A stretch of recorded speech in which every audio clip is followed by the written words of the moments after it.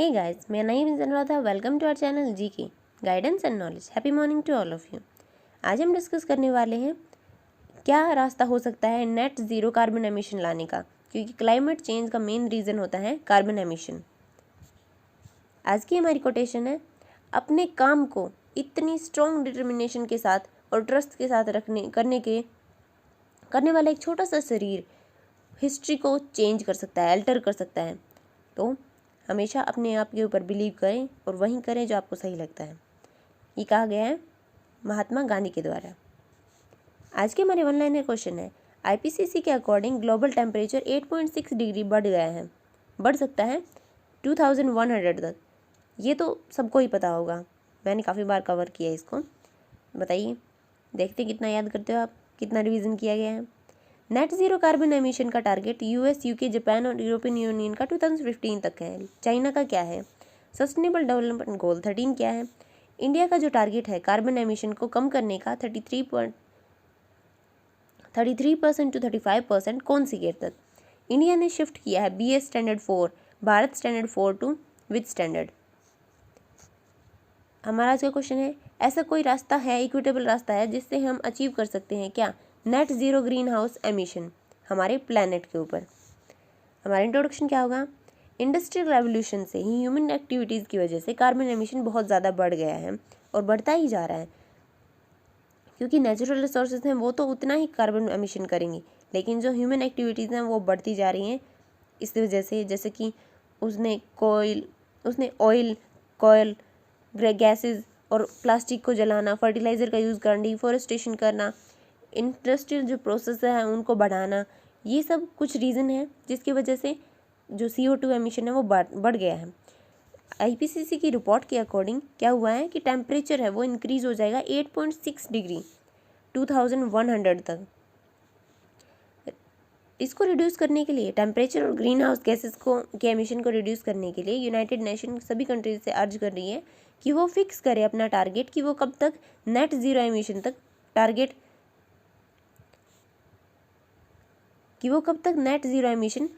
को अचीव कर लेंगे। इसका मतलब क्या होता है नेट ज़ीरो एमिशन का, कि उतनी है मात्रा में अब्जॉर्व कर ली जाए CO2 जितनी मात्रा में वो प्रोड्यूस हो रही है। ये इनिशिएटिव लिया गया है रेस ऑफ ज़ीरो एमिशन। किसका है ये इनिशिएटिव? UN का। इंडियन प्रोस्पेक्टिव क्या है? इंडिया एक डेवलपिंग कंट्री है, वो पहले ही फेस कर रही है काफ़ी सारी प्रॉब्लम्स, जैसे पॉवर्टी, भुखमरी, और बहुत सारी पॉपुलेशन है, उसे एम्प्लॉयमेंट भी चाहिए और एनर्जी सिक्योरिटी भी चाहिए ग्रोथ के लिए। क्रिटिक्स का कहना है कि जो डेवलप्ड कंट्रीज़ हैं, विकसित देश हैं, वो विकासशील देशों के ऊपर अपना कार्बन एमिशन का बर्डन नहीं डाल सकते। इंडिया एक डेवलपिंग कंट्री है और ऐसी काफ़ी सारी और कंट्रीज़ भी हैं जिन्हें अपनी आप को डेवलप करने के लिए ये एक्टिविटीज़ करना आवश्यक है। लेकिन हम इग्नोर नहीं कर सकते कार्बन एमिशन के हज़ार्डस इम्पैक्ट को अपने ऊपर। तो इसके लिए हमने कुछ टारगेट सेट किए हैं। इंडिया के कुछ टारगेट्स हैं। इंडिया इंक्रीज़ कर रहा है ग्रीन कवर। इंडिया का टारगेट है कार्बन एमिशन को कम करने का 33 टू 35% 2030 तक, और हमने स्विच किया है BS स्टैंडर्ड 4 से BS स्टैंडर्ड 6 पर। ये ऑयल है। प्रोडक्शन का टारगेट सेट किया है रिन्यूएबल एनर्जी का 450 गीगावाट तक 2030 तक, और 40% जो एनर्जी है वो नॉन फॉसिल फ्यूल से जनरेट करने की सोची है, टारगेट सेट किया है।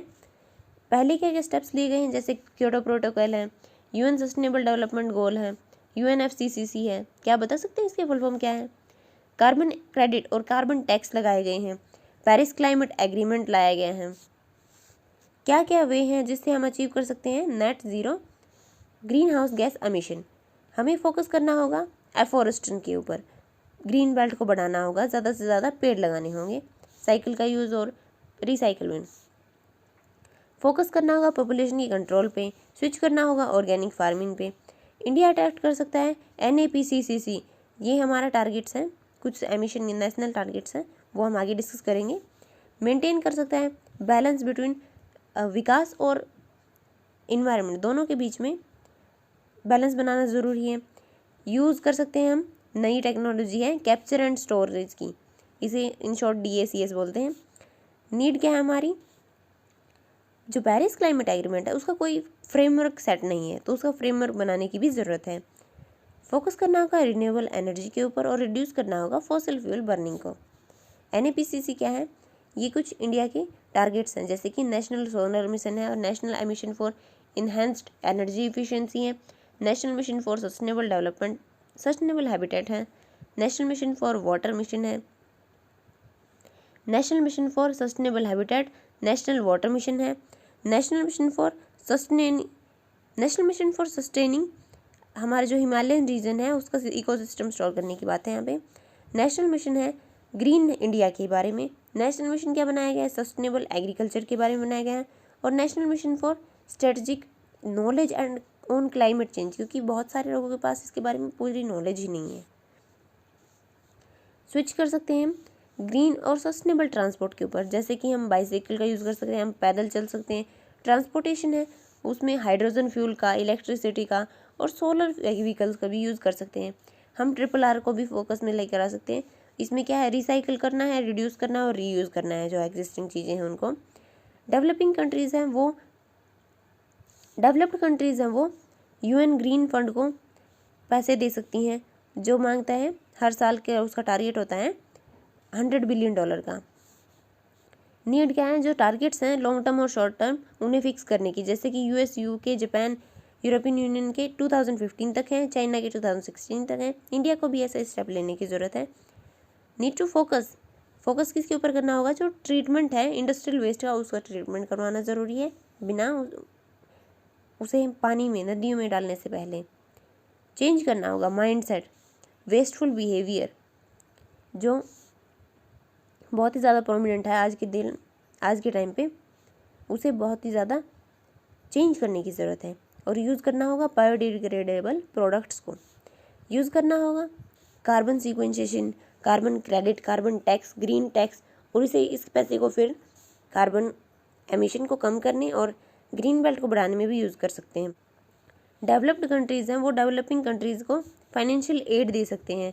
इंडिया रेज कर सकता है UNSC के अंदर और कोलैबोरेट कर सकता है वर्ल्ड के साथ में, क्योंकि हम नॉन परमानेंट मेंबर हैं UNSC के फ़िलहाल। यूज़ कर सकता है प्रोडक्ट्स जो स्टार मार्क के साथ और लो कार्बन एमिशन को प्रोड्यूस करते हैं उनको। कंक्लूजन क्या दे सकते हैं, यहाँ पे कोई भी प्लैनेट बी नहीं है, मतलब कि जो पृथ्वी है वैसा कोई और प्लैनेट नहीं है जहाँ हम रह सकें। वो बात अलग है कि हम चांद पे रहने की कोशिश कर रहे हैं, लेकिन वो बहुत ज़्यादा कॉस्टली है। तो हमें अंडरस्टैंड करनी होगी मदर अर्थ की कंडीशन को, और ग्लोबल कोऑपरेशन को एक साथ मिलकर काम करना होगा इस इशू के ऊपर।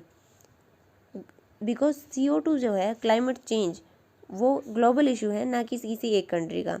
और UN का कहना कि अगर सेफ जोन टेम्परेचर में रहना है तो हम क्या कर सकते हैं, एमिशन को डिक्लाइन कर सकते हैं, कम कर सकते हैं 7.6% एनुअली। अगर हम हर साल 7.6% भी कम करते हैं तो 2030 तक हम उसे काफ़ी हद तक कम कर पाएंगे और 2050 तक ज़ीरो भी कर पाएंगे। तो हमें उसके बारे में सोचना चाहिए, स्ट्रैटेजीज बनानी चाहिए। इसके साथ साथ हम अचीव कर पाएंगे SDG 13 को, जो कि है क्लाइमेट एक्शन। आज के हमारे 1 लाइनर क्वेश्चंस के आंसर क्या हैं। IPCC के अकॉर्डिंग जो ग्लोबल टेम्परेचर है वो 8.6 डिग्री बढ़ जाएगा 2100 तक। नेट ज़ीरो कार्बन एमिशन है वो चाइना का 2016 तक है। सस्टेनेबल डेवलपमेंट गोल 13 क्या है, क्लाइमेट एक्शन है।